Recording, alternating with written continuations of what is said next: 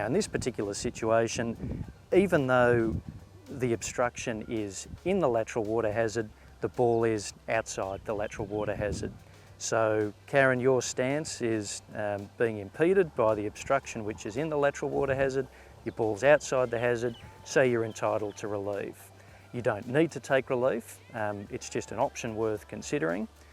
If you want to work out where you would be dropping, the first thing is to work out where your nearest point of relief is. So in order to do that, we find the club that you would be playing the next stroke with, and just edging across this way, holding the club out until you're no longer standing on the obstruction.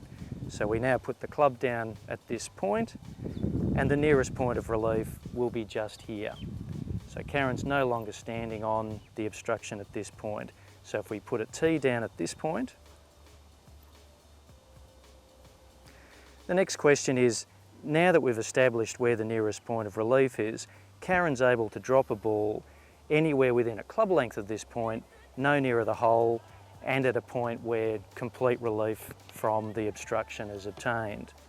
Now, Karen can choose any club to measure this club length from. She can continue to use her 8-iron, or she can grab her driver if she wants to get a little bit further away from this point.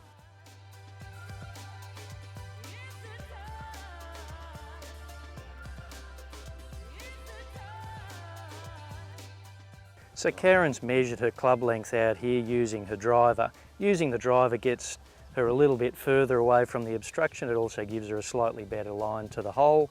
As a result, using the driver is the better option. So she would drop it at this point, just over here.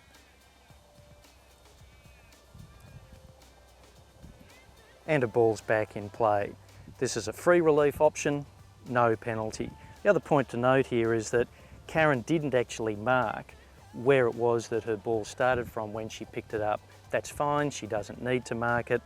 It can be safer to mark it, but it's certainly not mandatory to do so. The rules don't require you to do that.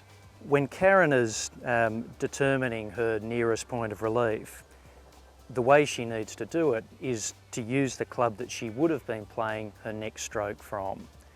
Once she's done that, once she's established the nearest point, she can then use any other club in her bag to measure the club length from the nearest point of relief.